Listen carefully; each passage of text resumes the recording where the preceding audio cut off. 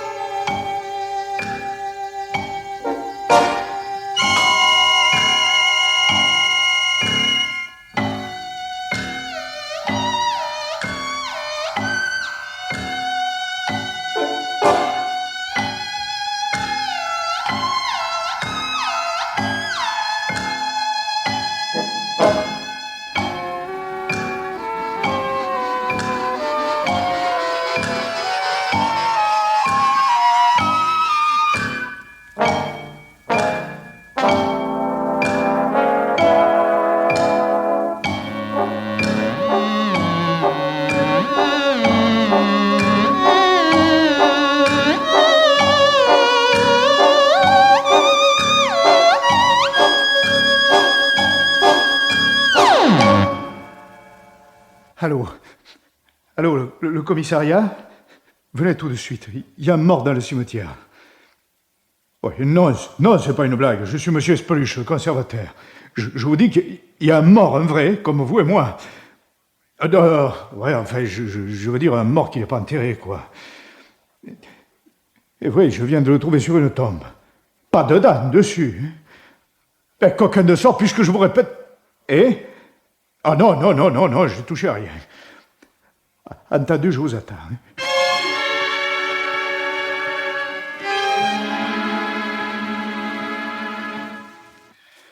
C'est par là, monsieur le commissaire. La troisième tombe, contre l'état-mari. À vrai dire, moi, j'ai rien vu. Vous avez tout de même vu le corps ce matin? Oh, oui, pour ça, oui. Que même ça a failli me tourner ça. Et vous voyez, c'est ici. Il était là, plié en deux sur la clôture. De loin, moi, je croyais qu'il rangeait un vase, et comme j'avais pas encore ouvert les grilles, ça m'a intrigué. Je m'approche. Oh, peu cher, j'ai tout de suite compris. Le pauvre, il avait un trou dans la tête, du sang séché tout plein les cheveux. Et j'ai tout de suite téléphoné au commissariat, que d'abord, ils ont cru que c'était une blague. Ah, le fait est qu'au premier abord... Et quand je leur ai dit que j'étais monsieur Speluche, la sûreté, vous savez, c'est pas tellement grave. Ils me connaissent au commissariat. Et ils sont arrivés subito, avec un médecin. Comme si un docteur, peu cher. Il était déjà plus froid que marbre. Pas le docteur, non. Ouais. Par exemple... Quoi, qu'est-ce qu'il y a? Ben, il y avait une grosse tache de sang sur la dalle. Et il n'y est plus. Ah, depuis ce matin, quelqu'un a pu nettoyer la pierre? Pas moi, en tout cas. Pas les agents non plus, ils avaient autre chose à faire. Oh, dites, si c'était l'assassin... Oh, qu'il ait fait disparaître l'arme du crime, d'accord, mais la tâche... Oh, à propos d'armes, le médecin a dit que c'était un machin qui serait, comme qui dirait, tordu... Oh, attendez que je me rappelle, j'ai plus mes idées, moi. Un instrument contordant. Oui, contondant. Contordant, oui. Contondant. Oui, c'est ce que je dis. Ça pourrait être, qu'il a dit le médecin, une statuette ou un vase. L'homme a donc été assommé alors qu'il venait s'incliner sur la tombe de... Tiens, bon, au fait, qui est enterré là? C.J. Jacques Rimaucourt, 1926-1946. 20 ans. Il est mort jeune. Et Rimaucourt, dites donc. Rimaucourt, ça me dit quelque chose. Je crois bien que ça vous dit, Rimaucourt et les chantiers navals, la plus grosse fortune de la région. Ouais. Ils ont un caveau de famille superbe tout en haut du cimetière. Oui, un vrai monument. Et ce Jacques Rimaucourt serait un de leurs parents? Plus parents que ça, il n'y a pas. C'est leur fils. Leur fils? Oui, c'est du moins ce qui a écrit sur le registre d'entrée. Et le fils n'est pas dans le caveau? Ah, c'est curieux, ça. Oui, c'est aussi ce que je me suis dit. Ben, où a-t-on transporté le corps? Enfin, cette fois, je parle de celui que vous avez trouvé sur la tombe. Au dépositoire du cimetière, c'était tout indiqué. Il y a déjà un inspecteur qui est venu de Marseille. Il est avec le médecin, là-bas. Oui, l'inspecteur Guérin, oui, je sais. Et TV, le voilà justement, il arrive. Bonjour, patron. Bonjour, monsieur. Monsieur. Un quart d'heure plus tôt et vous rencontrez le légiste. Tu as assisté à l'autopsie? Oui, je m'en serais bien passé. Vous voulez voir le corps? Bon, inutile. Excusez-moi, j'attends un enterrement à 3h, il est moins 10. Ne vous occupez pas de nous, monsieur Speluche. pouvez disposer. Si vous avez besoin de moi, je suis à l'entrée. Oui, d'accord. Bon, alors le résultat de l'autopsie. Mort consécutive à une fracture du crâne provoquée par un instrument contondant. L'heure. Très approximative. Le coup a été porté dans la soirée. Le décès est survenu dans le courant de la nuit. Ouais, de sorte que si on l'avait découvert tout de suite, on aurait pu le sauver. Le légiste n'est pas formel, il a dit peut-être. En tout cas, le pauvre bougre a agonisé 2 ou 3 heures. Son identité. Mystère. Rien dans les mains, rien dans les poches. L'assassin, enfin, je suppose que c'est lui, l'a consciencieusement dépouillé. Ah, manquait plus que ça. Bon, t'as examiné ses vêtements? Et de fond en comble, tous les effets sortent du grand bazar de la Canebière. Et de la confection de grande série. Le linge. Idem, même pas une marque de blanchisserie. Ah, je n'ai recueilli qu'un seul. Un tout petit indice. Ah, tout de même. Une de ses chaussures a été garnie par une semelle de carton. Tenez, voyez plutôt. Ouais. Bah, si tu comptes l'identifier avec ça, toi. C'est une semelle qu'il avait découpée lui-même, tiens. Du carton d'emballage, sans doute. Non, un carton de livraison, plutôt. Hein? Tenez, retournez là. Il reste une partie de l'étiquette. Et comme c'est une étiquette en tête... Ah, mais ma foi, oui, t'as raison. Ah, évidemment, elle est incomplète. Oh, ben, ce sera pas difficile à reconstituer. Palais de la Four. De la fourrure, sans doute. Hein? Ouais. Quant à l'adresse, 26 cours Belle-Mars. Bah, ça pose pas de problème. 26 cours Belzins, Marseille. Ouais, voilà déjà un point d'acquis. Bah, on est même gâté, puisqu'on a aussi le début du nom de la cliente. Attends, Madame P. Hein? I ou U. Ah, ça, il a une écriture de cochon. Ben, celle-là, d'après toi, qu'est-ce que c'est? C'est un G ou un Q? À mon avis, un G. Un G, Hein, oui. ça fait Pi ou Pug. Oui, Pi ou Pug, oui. De toute façon, le fournisseur pourra la compléter. Oui. Et quand on aura l'adresse de cette dame, on pourra toujours lui demander qui a eu la possibilité d'utiliser son carton pour se tailler une semelle. Ah, ben alors, tu sais ce qu'il te reste à faire. Hein? Tu rentres à Marseille et... Vous rentrez pas avec moi? Non, non, pas encore, pas encore. Je vais d'abord rendre visite à la famille Rimaucourt. Rimaucourt des chantiers navals. Hein? La plus grosse fortune de la région.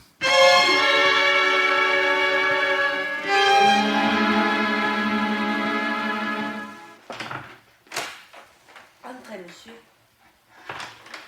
Bonjour, monsieur. Vous êtes le commissaire Paron de la Sûreté nationale et vous désirez me voir. En effet, monsieur Rimaucourt. Asseyez-vous. Merci. De quoi s'agit-il? Monsieur Rimaucourt, on a découvert ce matin dans le cimetière de la Ciotat un homme assassiné. La nouvelle a déjà fait le tour de la ville. Si la victime est un ouvrier des chantiers, adressez-vous au directeur du personnel. L'homme a été assassiné sur la tombe de Jacques, votre fils. Et alors?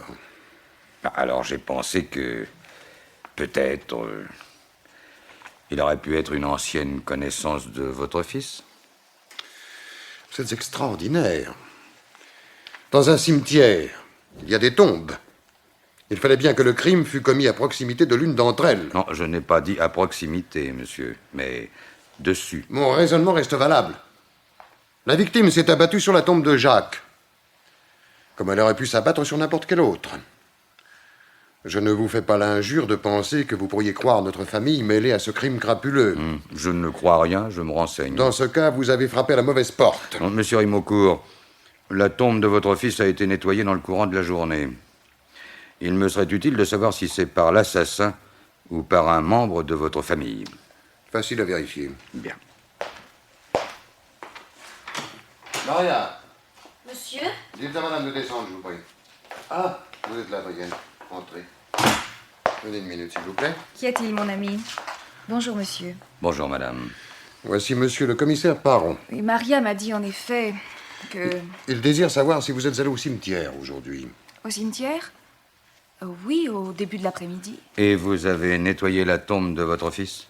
Pourquoi cette question? Non, répondez d'abord à monsieur le commissaire. La dalle avait été souillée. Une large tache brunâtre comme... Comme du sang. Du sang? Je ne sais pas.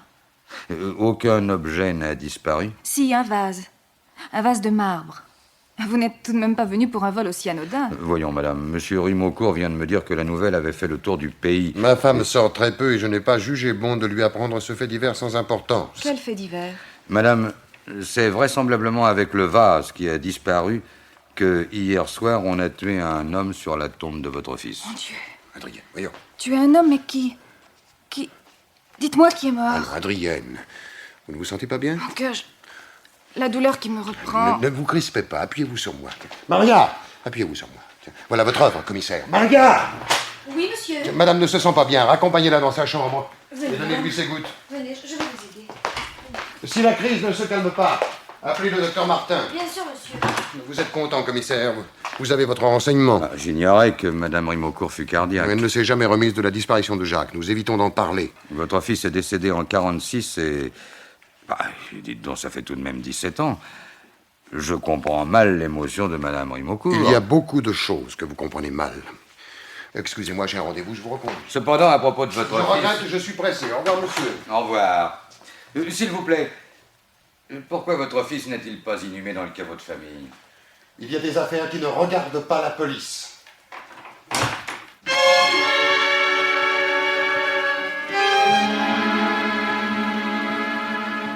Oui, mon petit Guérin, il m'a proprement mis à la porte. Ah, je dis bien proprement. Toujours très correct, très grand seigneur. Mais il faut dire les choses comme elles sont, il m'a flanqué dehors. J'espère que ça vous a pas empêché de dormir cette nuit. Oh, ça, tu peux être tranquille. Il y a belle lurette que les airs de grandeur ne m'impressionnent plus. Ah, où ai-je encore fourré ma boîte d'allumettes? Mais là, devant vous, sur le bureau. Ah, évidemment. On cherche toujours ailleurs ce qu'on a sous les yeux. Et ton enquête sur les semelles, là, ça a marché? Mais l'emballage dans lequel elle a été découpée est un carton de livraison du Palais de la Fourrure. La cliente, c'est Madame Pignan, à qui on a livré il y a 2 mois un manteau d'Astrakhan. Elle est gérante de l'hôtel du Globe, un meublé de la rue de Crimée. Je l'ai envoyé chercher d'ailleurs. Bravo, tu n'as pas perdu ton temps. Bon, bah, dès que Madame Pignon arrive... Mais c'est déjà fait, elle est à côté. Bah alors, qu'est-ce que t'attends pour la faire rentrer? Oh, j'y vais. Madame Pignan. Ah, enfin, on se décide. Ça fait 1 heure que j'attends que là, hein. Si vous croyez que j'ai que ça à faire, j'ai du travail, moi, à l'hôtel. Oui, mais croyez bien, madame, Et puis que... vous croyez que non? Non, mais... Me faire ramener par un agent comme une criminelle? Et avec le monde qu'il y avait aux fenêtres, ça a fait un bel effet dans le quartier. Non, mais si vous le permettez... Et quand je demande pourquoi, ce grand arnaga d'agent, il me répond, vous le verrez bien. Qu'est-ce que je vais voir, dites? Je suis une honnête femme, moi. Si vous laissiez parler, monsieur le commissaire. Dites que je suis une baboite, que j'ai la langue trop longue. Mais insultez-moi pendant que vous y êtes. Ah, si mon pauvre mari, il était encore là, hein. Bah, vous êtes veuve? Depuis 8 ans, oui.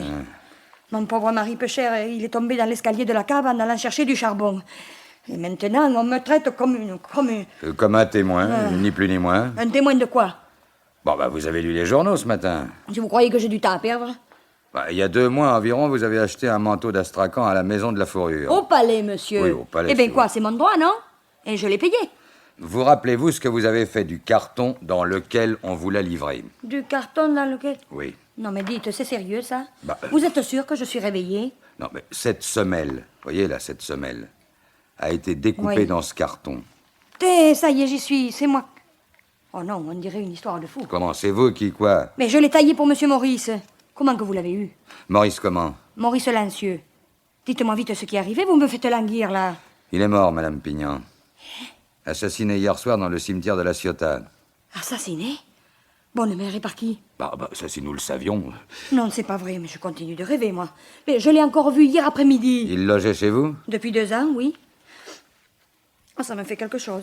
Un si brave garçon. Et qu'est-ce qu'il faisait dans la vie? Enfin, je veux dire, quelle était sa profession? Mais je sais pas au juste. Alors, vous n'allez pas me faire croire que depuis 2 ans... Sur sa fiche, il y avait marqué représentant. Il sortait beaucoup, il faisait des affaires, qui disait, moi. Il ne s'était lié avec personne dans le quartier? Il ne recevait personne? Une femme, peut-être? Toujours seul qu'il était. Pour dire la vérité, il n'était pas causant, vous savez. Moi, du moment qu'il payait régulièrement sa chambre, hein, ça... Rimeaucourt. Quoi, Rimeaucourt? Oui, Rimeaucourt, ça ne vous dit rien? Lancieux n'a jamais prononcé ce nom devant vous? Non, jamais. Mais je vous ai dit qu'il n'était pas causant. Bon. Alors, je peux partir? Ah, je voudrais bien, mais nous avons encore besoin de vous, Madame Pignon. Nous vous emmenons à la Ciotat. À la Ciotat? Ouais. Mais qu'est-ce que je vais faire à la Ciotat? Mon hôtel, il est rue de Crimée, il n'est pas à la Ciotat. Oui, bah, pour reconnaître le corps. Va falloir que je le voie. Oh, ben, vous savez, j'y tiens pas du tout, Oui, hein. mais c'est indispensable. Indispensable. Indispensable. Ouais. Tu viens aussi, Guérin. Pendant que tu accompagneras Madame au dépositoire, je ferai un saut chez Rimeaucourt. Après le coup d'hier soir, vous croyez qu'il vous ouvrira sa porte? Ah oui, mais cette fois, Je prendrai mes précautions.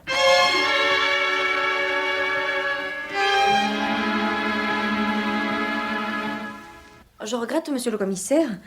Monsieur et madame Rimeaucourt viennent de sortir. Oui, je sais. C'est pour ça que je suis venu.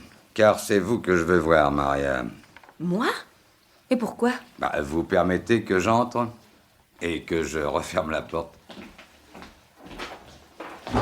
Là, voilà. On va pouvoir causer tranquillement. Je vous assure, j'ai rien à vous dire. Oh, sait-on jamais. Depuis combien de temps êtes-vous au service des Rimeaucourt? Depuis 10 ans? 10 ans. Bon, vous n'avez donc pas connu Jacques Rimeaucourt. Oh, de nom seulement. J'ai toujours habité la Ciotat, mais à l'époque de sa mort, j'avais que 20 ans. Lui aussi.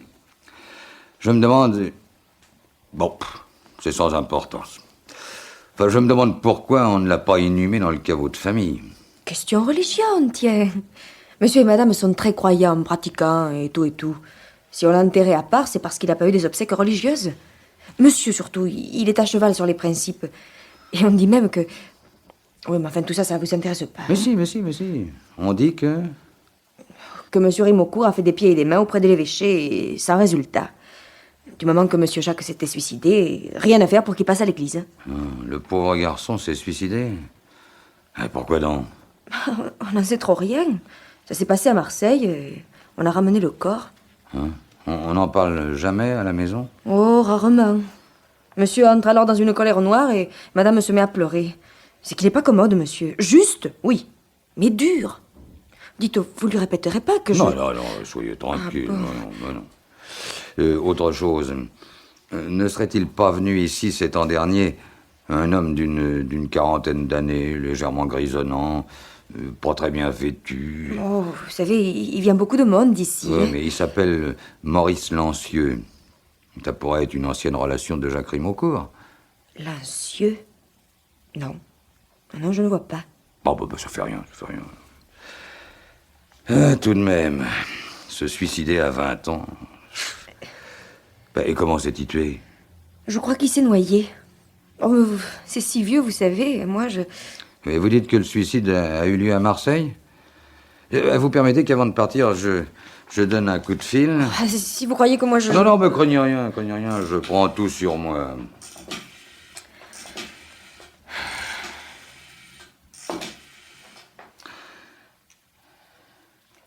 Allô? Allô, le cimetière de la Ciotat? Oui, c'est vous, monsieur Espeluche? Oui, bonjour. Bonjour, commissaire Paron à l'appareil. Oui, bonjour. Oui.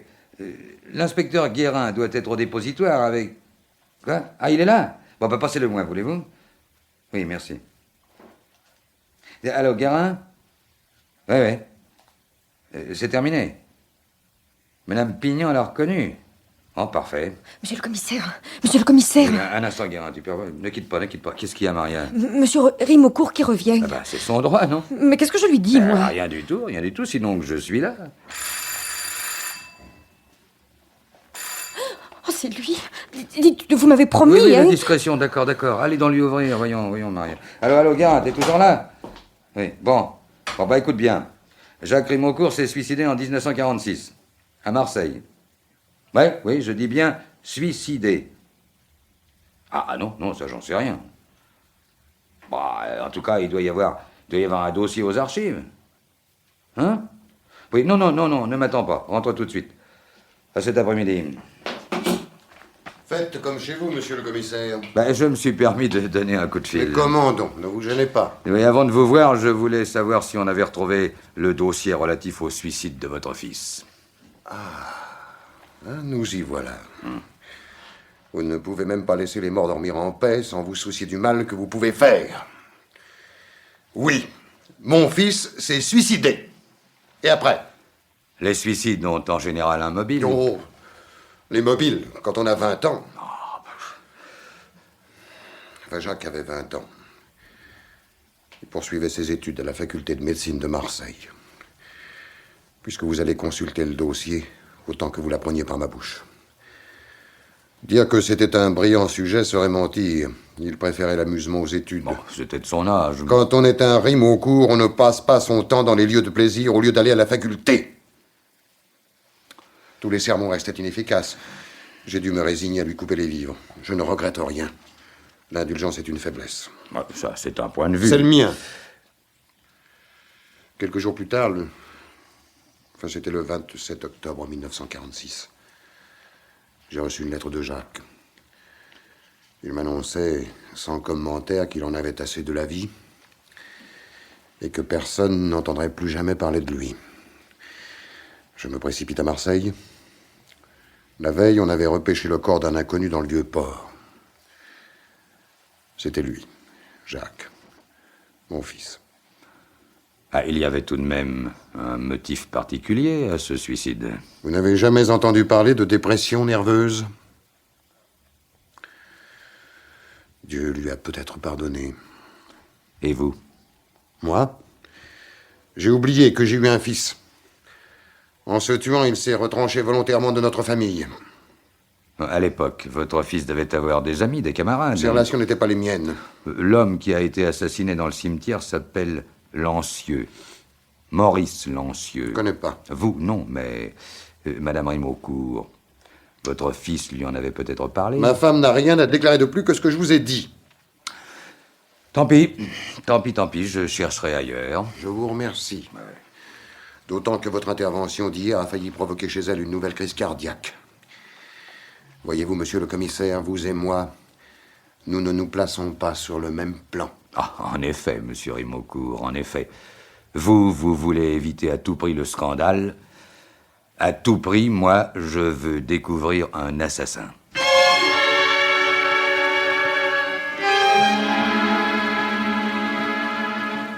À peu de choses près, patron, la version de Rimaucourt correspond à ce qu'il y a dans le dossier. Ah, à peu de choses près, c'est-à-dire? C'est-à-dire, le portrait de Jacques est en réalité beaucoup plus noir que ne vous l'a brossé son père. Ah. C'était un débauché. Le genre fils à papa qui fréquente le milieu en se donnant des allures de dur. À l'époque, on le voyait souvent avec une fille, une certaine... attendez, je notais le nom. Une certaine demoiselle Graville, serveuse à la Caravelle, une boîte derrière la bourse. Ah, on l'avait interrogé? Oui, sa déposition est au dossier, datée du 30 octobre 1946.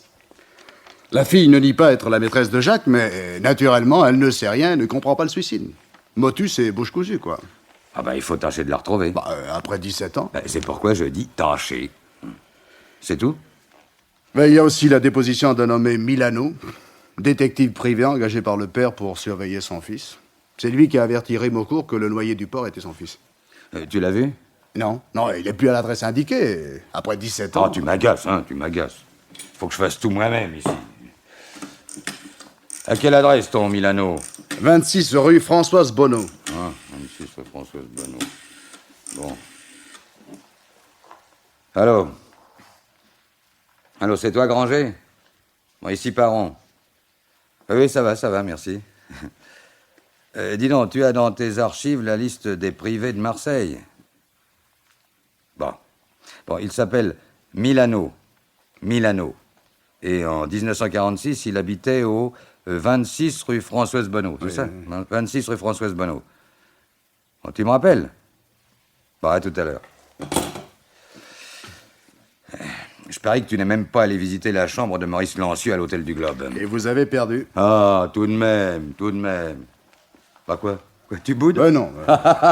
Tu boudes parce que je t'ai dit que tu m'agaçais. Alors, fais pas la mauvaise tête, donne-moi du feu, tiens. Et raconte. Au premier abord, une perquisition sans intérêt, et puis j'ai découvert ce livret militaire. Lancieux a fait 15 ans de Légion. Regardez la date de son engagement. Tiens. Ouais. 3 novembre 1946. C'est ça, 6 jours après le suicide de Jacques Rimaucourt. Un suicide qui a peut-être été un assassinat. Oh, ouais, tu vas trop loin, là. Le suicide ne fait pas de doute. Il y a la lettre de Jacques. D'accord, je l'ai vu, mais c'est peut-être un faux. Bon, le père ne s'y serait pas trompé.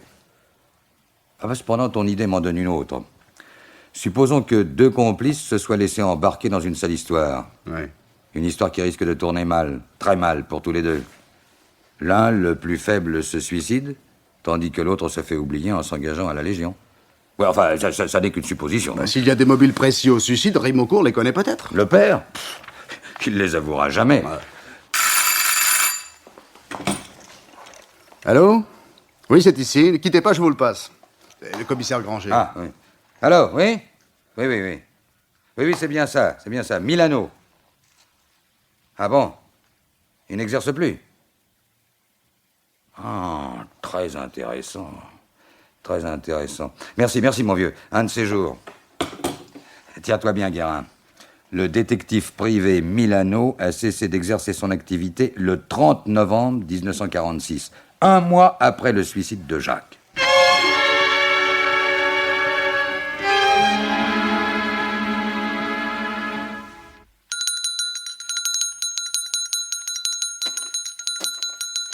Bonsoir, monsieur Speluche.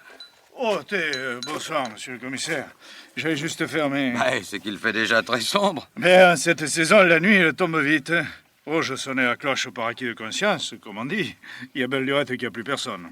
Ah, vous savez que hier soir, le crime a été commis aux environs de cette heure-ci. Oh, vous dites, rien que d'y penser, ça me donne la chair de poule. Hein.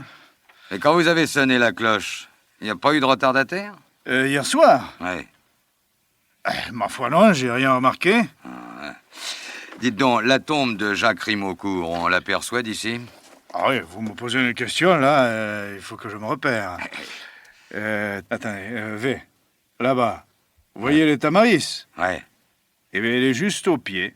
juste au pied. Oui, de sorte que, dissimulé derrière les tamaris, l'assassin a pu surprendre sa victime et la frapper dans un cimetière à peu près désert. Et il aura même eu le temps de sortir avant que vous ne sonniez la cloche. Ou bien, il est resté dedans et il a attendu la nuit pour sauter par-dessus le mur. Ah oui? Aucun de sort, quand je pense qu'il était peut-être là, à moins de 50 mètres. Oh, dire. Oh, du coup, j'allais oublier de vous dire, la dame qui est venue ce matin pour reconnaître le corps, Ouais, Madame Pignon. elle est revenue cet après-midi, Ah, pour me voir, cette fois. Elle m'a donné 250 francs. 250? 25 000 anciens francs? Tout rond, oui. Vous savez pas pourquoi? Pour que lorsque l'ancien il sera enterré, j'y fasse mettre une croix et un entourage à sa tombe. Elle m'a même donné un petit quelque chose pour ma peine. Ah, ben ça part d'un bon sentiment. Oui, aujourd'hui, peu cher, hein? Les bons sentiments. Qui c'est ce fada qui arrive maintenant? Il croit que je vais laisser entrer, celui-là. Oh Mais vous fâchez pas, vous ne reconnaissez pas mon adjoint? Oh, pardon. J'ai dit fada, je savais pas. Hé, Guérin, je suis là. Ah, enfin, patron. Mais je savais bien que je vous trouverais ici. J'avais hâte de vous annoncer la nouvelle. Quoi, tu as découvert l'assassin? Ce serait trop beau, mais j'ai retrouvé Milano, le privé. Ah, tu sais pourquoi il a cessé d'exercer? Oui, pour prendre un commerce. Un magasin de radio et de télé boulevard de Roux. Ben, il le tient toujours.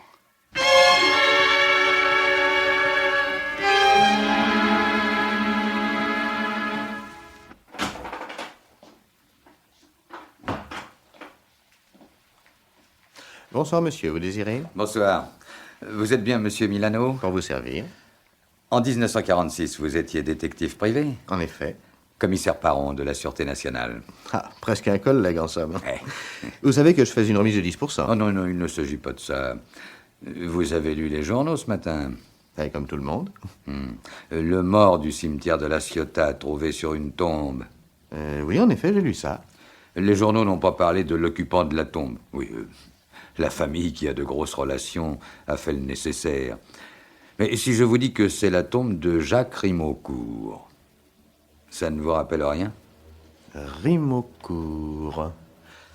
Non, je n'ai pas ce nom-là parmi mes clients. Alors, monsieur Milano, le suicide du jeune Rimaucourt en 1946, une de vos dernières enquêtes.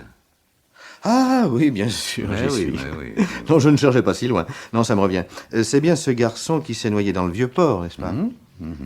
Et le mort du cimetière de la Ciotat est un rapport avec... Direct, monsieur Milano. J'ai pensé à vous pour quelques renseignements complémentaires. Si vous avez lu ma déposition, vous en savez autant que moi. Le père Rimaucourt m'avait engagé pour surveiller son fils qui lui donnait des inquiétudes.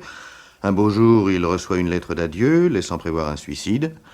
Réflexe professionnel, je fais un saut à la morgue et là... Et justement, ce suicide avait bien une cause. C'est si vieux tout ça. N'a-t-on pas conclu à une dépression nerveuse? Ouais, mais c'est vague. On sait pourtant, si j'ai bonne mémoire, le seul mobile retenu. Sauf erreur, je me rappelle que Jacques Rimaucourt menait une vie de bâton de chaise. Les boîtes de nuit, les filles, la boisson... Enfin, de quoi rompre l'équilibre d'un garçon de 20 ans. Et vous n'avez plus entendu parler des Rimaucourt ensuite? Ah, plus jamais. D'autant que j'ai quitté le métier peu de temps après. Ah oui, c'est vrai. Mais à propos, pourquoi l'avez-vous quitté? Mais non, si je suis indiscret, vous n'êtes pas obligé de me répondre. Pas du tout, du tout, du tout. Ma femme a fait un petit héritage. Mais je croyais que vous étiez célibataire à l'époque. Oui, mais je connaissais déjà ma femme, nous devions nous marier. Elle ne voulait pas que je continue. Le danger, vous savez, le travail de nuit, vous savez ce que c'est. Oui. Enfin bref, on a profité de l'héritage pour faire d'une pierre deux coups. Le mariage et le commerce. Ouais. Vous n'avez non plus jamais entendu parler de cette demoiselle Graville. Mais vous savez bien, la maîtresse de Jacques. Elle était serveuse à la Caravelle. Vous ne savez pas ce qu'elle est devenue, par hasard? Pas la moindre idée. Non, à vrai dire, jusqu'à ce soir, toute cette histoire m'était sortie de l'esprit. Vous savez, ce sont de si vieux souvenirs. Des souvenirs qui vont surgir en pleine actualité. Car je vous promets un de ces rebondissements. Un rebondissement? Ouais. De quel genre? Ah, je ne peux rien vous dire encore, mais faites-moi confiance. Un rebondissement qui fera du bruit. Au revoir, monsieur Milano. Je regrette que vous n'ayez pas pu me renseigner davantage. Mais je regrette aussi. Au revoir, monsieur le commissaire. Au revoir, monsieur.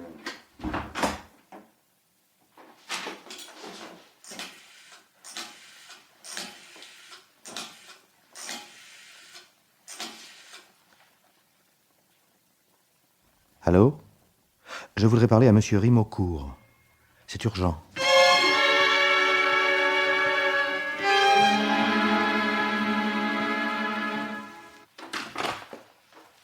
Ben alors, Guérin, ça va pas? T'en fais une tête. Formidable, patron.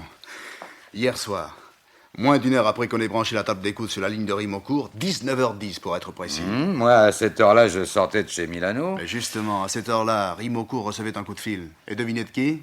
De Milano. Tout juste. Ah, et qu'est-ce qu'ils se sont racontés? Oh, pas grand-chose.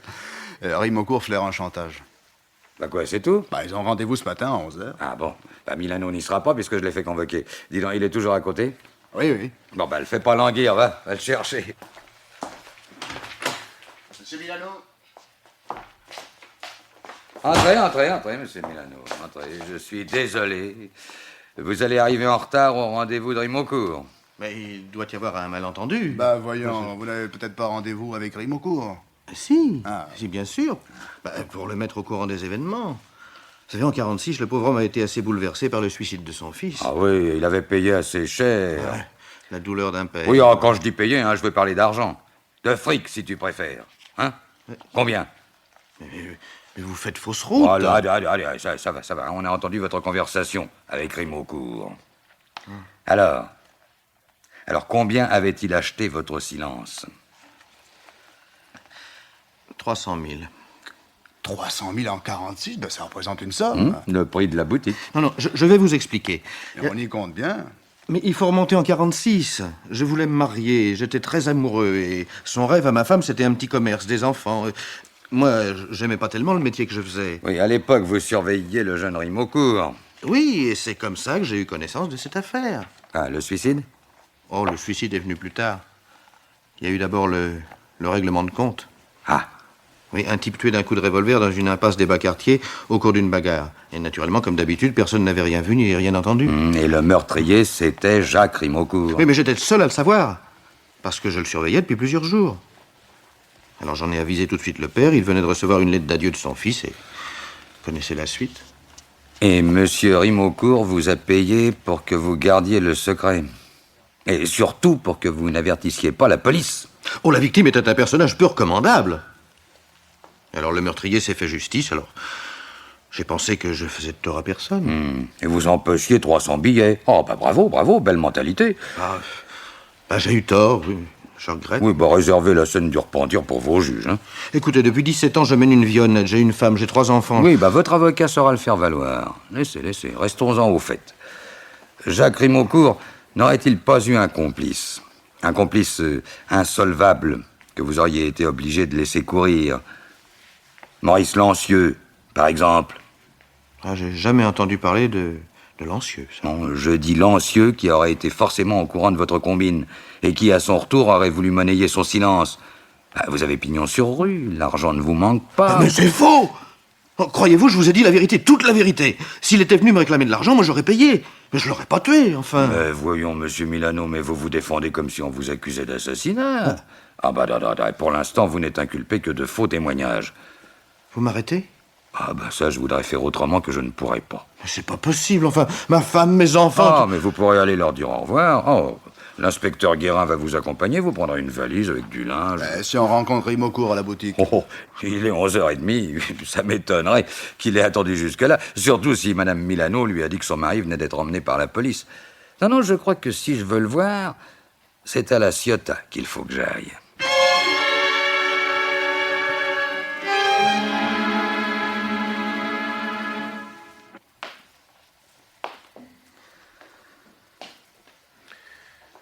Et maintenant, qu'est-ce que vous allez faire?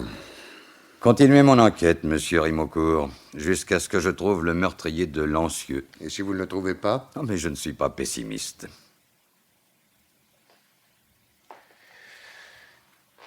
Monsieur le commissaire, je vous dois des excuses. J'ai été brusque, maladroit, enfin, presque grossier avec vous. Oh, grossier, c'est un bien grand mot. Disons que vous m'avez traité de haut. Oh, ça revient au même. Voyez-vous, à présent, je voudrais m'adresser non plus au commissaire de police, mais à l'homme. Je suis aussi un homme, monsieur Rimocourt. Vous pouvez, vous devez me comprendre. Jacques s'était fait justice. Il n'avait plus de compte à rendre à la société. Pouvais-je encore le laisser accusé de meurtre? Laisser salir notre famille par un scandale inutile? Mettez-vous à ma place. À votre tour, mettez-vous à la mienne. Je dois arrêter l'assassin de Lancieux, quoi que vous invoquiez pour me faire changer d'avis. Mais rassurez-vous, je ne vais pas vous offrir de l'argent. Merci. Pour en revenir à Lancieux, j'ai de fortes raisons de croire qu'il connaissait la vérité et qu'il a été tué parce qu'il a tenté de monnayer son silence. Vous voyez à qui je pense? Milano aurait fait ça? Ça n'est pas à exclure. Néanmoins, si ma supposition est exacte, il existe une autre personne qui, autant, sinon plus que Milano, aurait eu intérêt à supprimer le maître chanteur. Quelle personne? Vous-même, monsieur Rimocourt. Sortez, monsieur. Votre accusation est intolérable. Je n'accuse pas, je constate. Je ne supporterai pas que dans ma propre maison... Sortez! Bon, je n'insiste pas. Au revoir. Adieu, monsieur.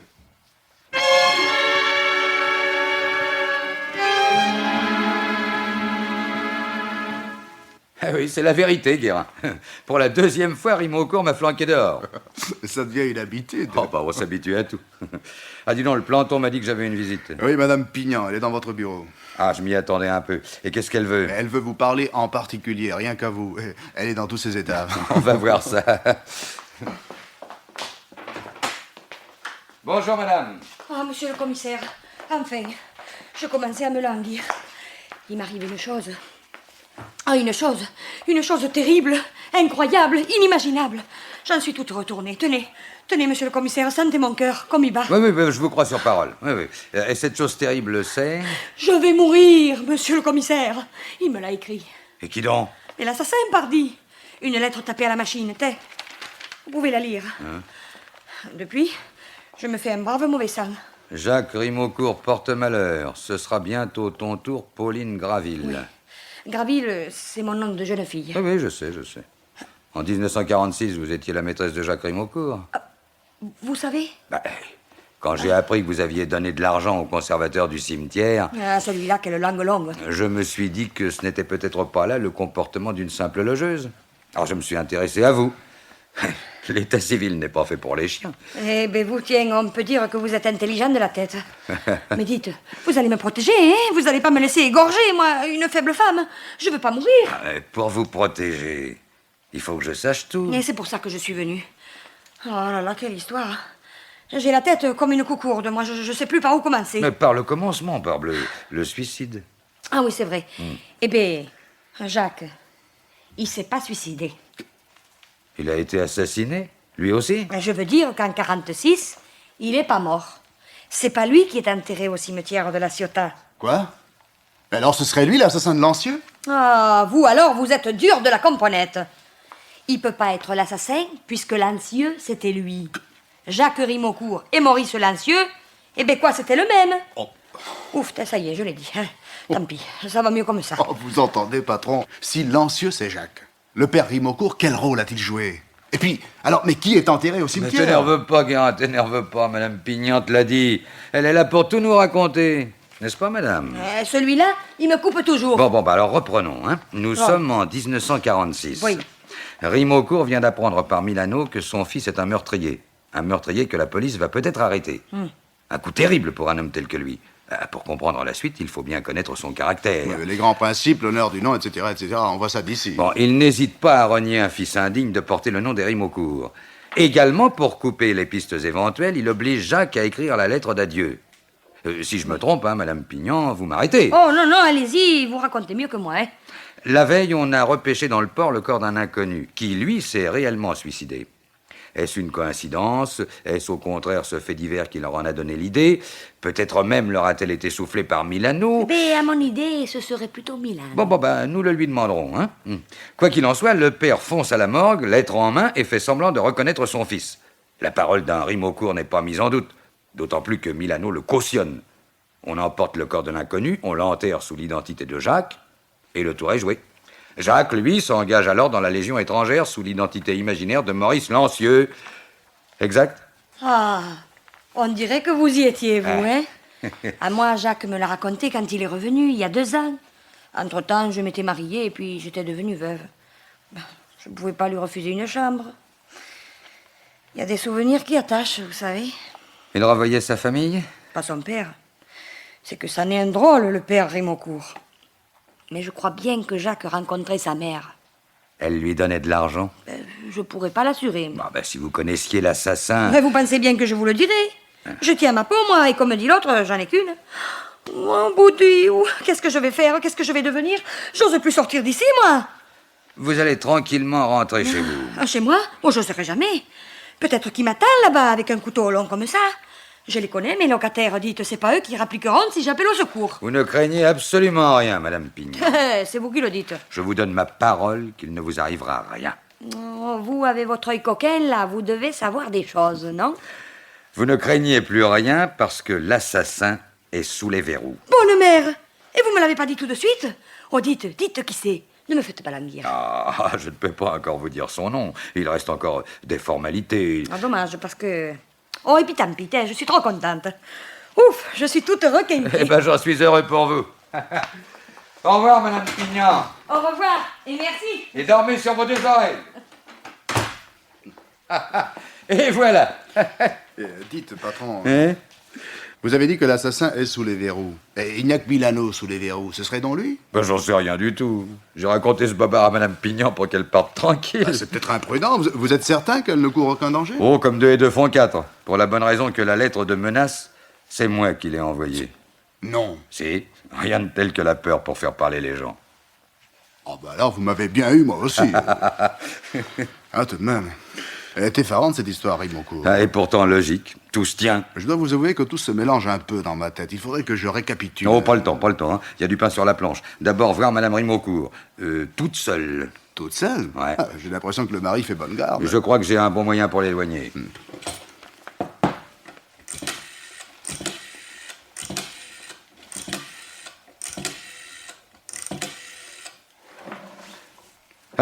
Allô, monsieur Rimaucourt? Ah, oui, c'est moi, Paron. Non, ne raccrochez pas. Ne raccrochez pas, monsieur Rimaucourt. Je vous présente mes excuses pour mes soupçons de ce matin. Oui. Ah oui, il serait odieux de penser qu'un père puisse tuer son propre fils. Ah, vous avez compris. Non, ça serait trop long par téléphone. Si vous voulez passer à mon bureau... Hein? Oui, entendu. Entendu, je vous attends. À tout à l'heure. Et voilà, c'est pas plus difficile que ça. Pendant qu'il fera le poireau ici, nous autres, nous serons à la Ciotat.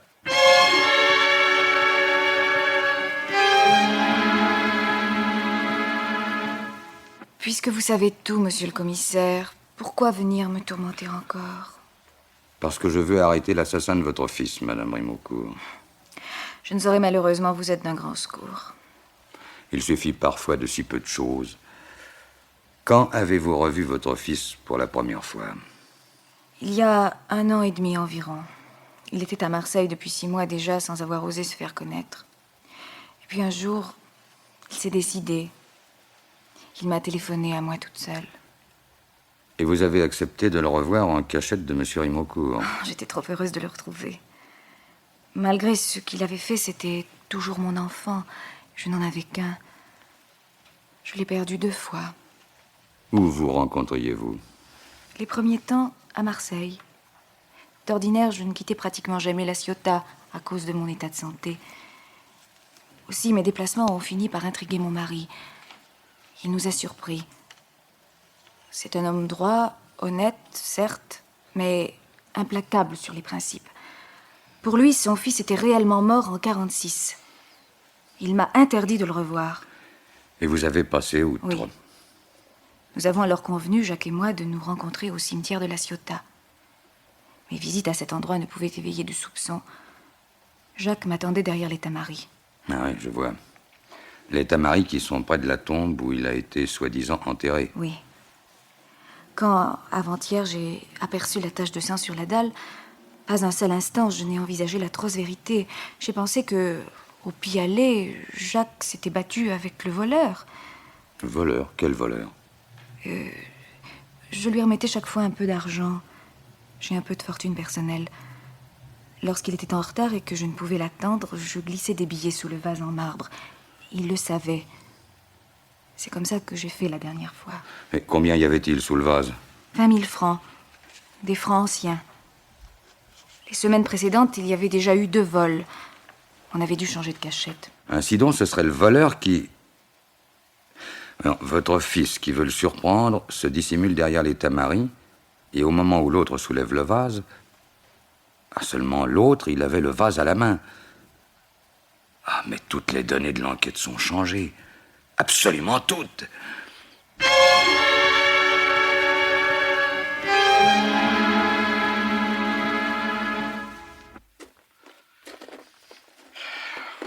Dites, patron, vous nous faites entrer dans le cimetière en sautant le mur.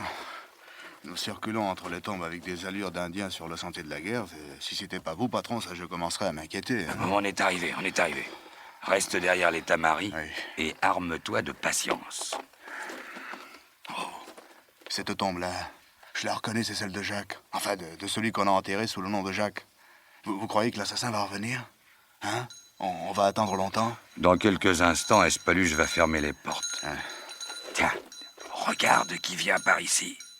Oh non, c'est pas possible. Madame Rimeaucourt, elle paraît pressée. Oh, mais Espeluche qui annonce la fermeture, elle va tout de même pas se laisser enfermer. Un peu de patience, je te dis.